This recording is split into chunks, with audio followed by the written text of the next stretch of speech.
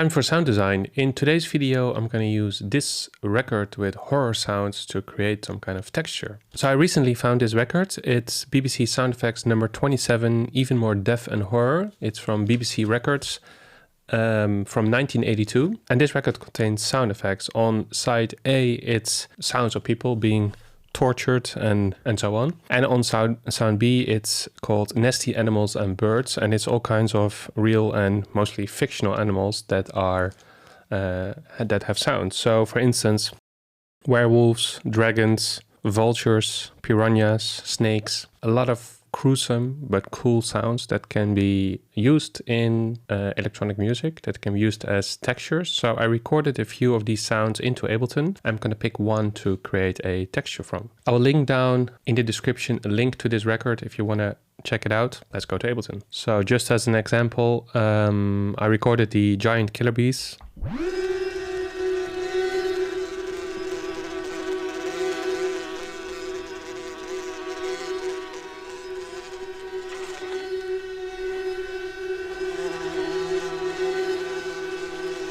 Another example is the radictal flying with squawks, some kind of flying animal. So that's the wings.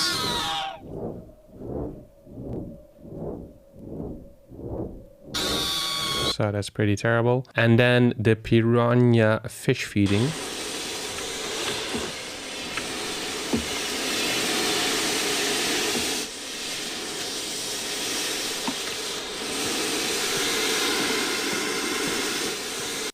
So that already sounds like a texture. So I'm gonna go for the second sound, the flying one, and especially the kind of scream. Maybe we can use that, pitch it down and create some kind of texture. So first things first, I'm gonna load this one up in Simpler. So the second sample, and let's see what we have here. So if I play it at the original pitch, the wings, I'll take the screaming bit.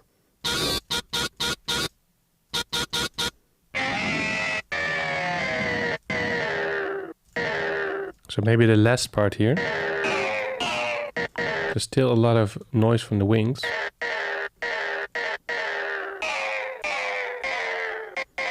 There's less noise here of the wings, so this could be a good part. I did a low cut at, what is it, maybe 400.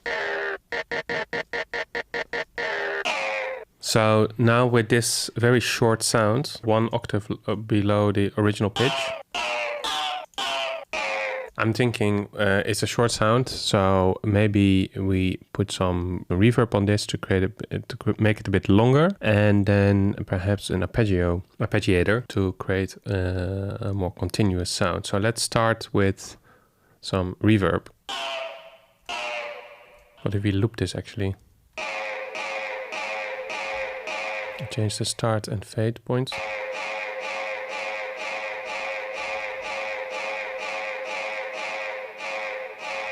That's better. Change the attack time and play it a bit lower. It's like a beacon sound. Let's put in some notes to see if we can create something that is interesting. I'm thinking if we do sort of a walking bass, a bit slower, maybe at 110 BPM.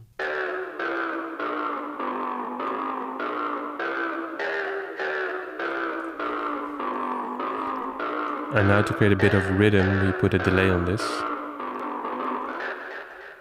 Filter it, some stereo spread.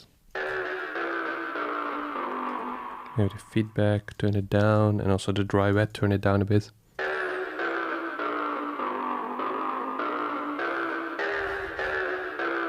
So now it's a 2-bar loop. Change the velocity a bit, so there's a bit more variation in the loop. So yeah, this is going somewhere. Like it's a bit of a menacing loop. It's a bit, because of the walking nature, like that it descends in and goes up again in the notes. This could work. So a little bit more tweaking, a little bit more stereo spread, make it even more textural and less melodic. Let's go back to Ableton. And one thing I'm going to add is an auto pan to create a bit more movement from left to right. So I'm going to put it at 45 and pretty slow, maybe at 15 Hertz.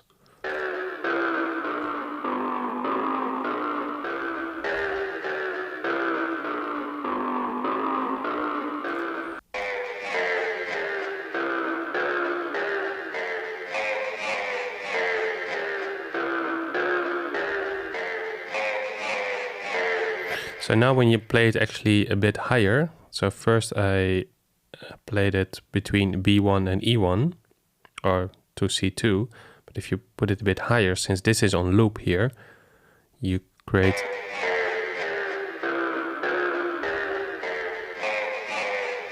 in the higher notes it actually loops because you play the sample faster, so you need, yeah, which creates a nice effect as if it's reversed.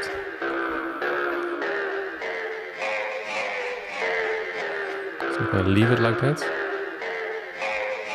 So yeah, the next step is basically to record this into to export this as an audio file. So I can have the loop as is, but I also want to save all these instruments into an instrument rack so I can use it and add it to my library. So I have this as an instrument. So first I'm going to select all the devices that I have here, group it into an instrument rack and save it as BBC sound effects, lying, scream, sound. So I have it now in my library, and then I can just record this loop, or I'm gonna duplicate it actually and freeze it and flatten it. So now I have it also as an audio loop.